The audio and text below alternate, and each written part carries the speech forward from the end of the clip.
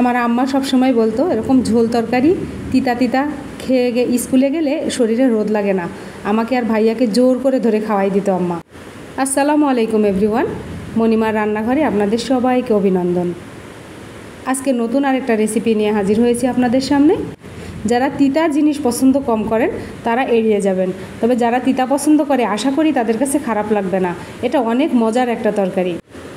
এই ঝোল তরকারি দেখে আমারে কেউ মাইর দেন না, এখন এটা স্বাস্থ্যসম্মত। আমি সবসময় নিজের স্বাস্থ্য যেমন চিন্তা করি তেমন আপনাদের সাথেও আমি শেয়ার করি। চলুন তাহলে দেরি না করে আমরা এবার কাজে লেগে পড়ি। করলা দিয়ে ঝোল করব, তবে এই ঝোলটা একদম রান্নার প্রসেসও আলাদা, স্বাদেরও ভিন্নতা আছে। অনেক মজার স্বাদ, খেয়ে দেখবেন কত ভালো লাগে। আর কাটার প্রসেসটা দেখে নেন, আমি এইভাবে কেটে নিচ্ছি। কাটতেও হবে একটু আলাদা করে, এইরকম করে কেটে নেবেন। এই যে একটু লম্বা লম্বা করে চিকন করে নিতে হবে, বেশি মোটা করা যাবে না। সব করলা কাটা হয়ে গেছে, এবার আলু কেটে নিব। আলুর পরিমাণটা আপনারা বুঝে দিবেন, আমি করলাতে সবসময় আলু কম দেই। আলুটা একটু পাতলা করে, করলার চেয়ে পাতলা করে কাটতে হবে, তার কারণ হলো আলু সেদ্ধ হতে সময় লাগে। এত গরম, সবাই অস্থির হয়ে আছি আমরা। এই গরমের মধ্যে এরকম করলার ঝোল খেলে তৃপ্তি লাগবে। এই যে আলু কাটা এইভাবে হয়েছে, আমি আলু কাটা কমপ্লিট করে নিয়ে এবার পেঁয়াজ রসুনগুলো কেটে নেব। পেঁয়াজও একটু মোটা মোটা করে কেটে নেব। বটিটা একটু পরিষ্কার করে নিলাম। আর এই বটিটা শাশুড়ির কাছ থেকে চেয়ে নিয়েছিলাম, আমার শাশুড়ির দেয়া এই বটি। এবার রসুন কুচি করে নিব, এটা ফোড়ন দেওয়ার জন্য। এবার মরিচ ফালি করে নিব। এই মরিচগুলো কিন্তু আমার ডিপে রাখা ছিল।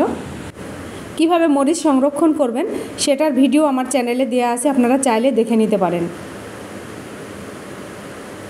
দেখুন মরিচগুলো একদম টাটকা হয়ে আছে। সব কাটা শেষ হয়ে গেছে, এবার করলাটা ধুয়ে নিব। দেখেন কি সুন্দর লাগছে দেখতে, কালারটা কি সবুজ, ঘন সবুজ হয়ে আছে। এবার করলা ধুয়ে নিব। করলা কেটে কখনোই পানির মধ্যে রাখবেন না, করলা পানির মধ্যে রাখলে তিতা হয়ে যাবে। কেটে সঙ্গে সঙ্গে ধুয়ে নিতে হবে।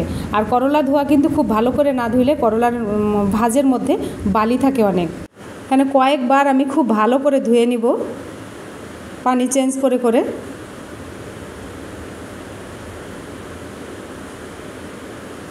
ধোয়া কমপ্লিট হয়ে গেছে, এবার আমি রান্না বসাবো।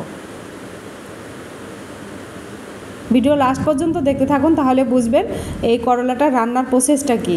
একদম ভিন্ন ধরনের প্রসেস, রান্না করাও খুব সোজা।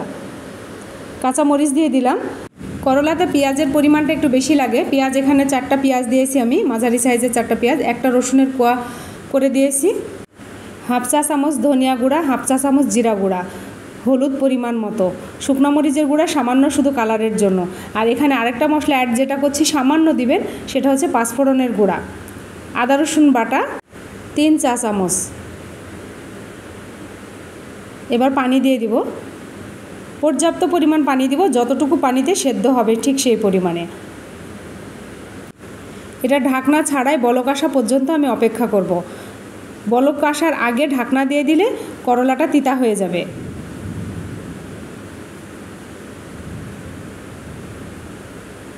তো বলক এসে গেছে, এবার খুব ভালো করে উল্টে পাল্টে দিয়ে আমি ঢাকনা দিয়ে দিব। ঢাকনা দিয়ে দিলাম, সেদ্ধ হওয়া পর্যন্ত অপেক্ষা করব। মাঝে একটু নেড়ে দিব, আবারও ঢেকে দিলাম। এটা সেদ্ধ হয়ে গেলে আমি নামিয়ে নেব। একটা জিনিস কি খেয়াল করেছেন, আমি রান্নার সময় কিন্তু কোনো তেল ব্যবহার করিনি। চুলার ওপরে লো আঁচে হতে থাক। আর এদিকে আমি ফোড়ন দেওয়ার জন্য আমি লোহার কড়াই নিয়েছি ছোটো একটা। তেলের পরিমাণটা একটু বেশি দিব, যেহেতু করলাতে একটু তেল বেশি লাগে। ফোড়নের জন্য একটু মরিচ দিয়ে দিলাম, 2টা শুকনো মরিচ। মরিচটা ভাজা হয়ে গেলে আমি এখানে গোটা পাঁচফোড়ন দিব কিছু। তেলের মধ্যে পাঁচফোড়নের একটা সুগন্ধি আসা পর্যন্ত আমি অপেক্ষা করব। পরে পেঁয়াজ কুচি করে রেখেছিলাম একটা, আর রসুন কুচি করে রেখেছিলাম একটা, সেটা দিয়ে দিলাম। এটা বাদামি রং হওয়া পর্যন্ত আমি অপেক্ষা করব। খেয়াল রাখতে হবে, খুব বেশি ভাজা ভাজা হয়ে গেলে রসুনের ফ্লেভারটা নষ্ট হয়ে যাবে। ভাজা কমপ্লিট হয়ে গেছে, এবার ফোড়ন দেওয়ার যে তেল মশলাগুলো সেগুলো আমি করলার মধ্যে ঢেলে দিলাম। খুব ভালো করে তেল আর করলাটা মিশিয়ে দিব, দিয়ে আমি ঢাকনা দিয়ে ঢেকে রাখবো কিছুক্ষণ। তারপরে পরিবেশনের জন্য একটা পাত্রে নিয়ে আসব। যে দেখেন কতটা ঝোল আছে আর কত সুন্দর লাগছে দেখতে, খেতেও অসম্ভব ভালো হয়েছে। আমি ছোটোবেলা থেকে আমার আম্মার হাতে এটা খেতাম, এখন নিজে রান্না করে খাই, খুব ভালো লাগে।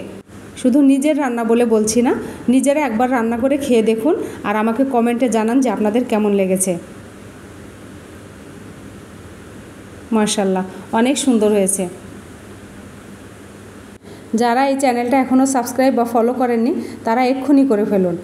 যারা অলরেডি সাবস্ক্রাইব ফলো করেছেন তাদেরকে অসংখ্য ধন্যবাদ। আগামী রেসিপি নিয়ে আসা পর্যন্ত আপনারা নিরাপদ ও সুস্থ সুন্দর থাকবেন, আমাদের জন্য দোয়া করবেন। আল্লাহ হাফেজ।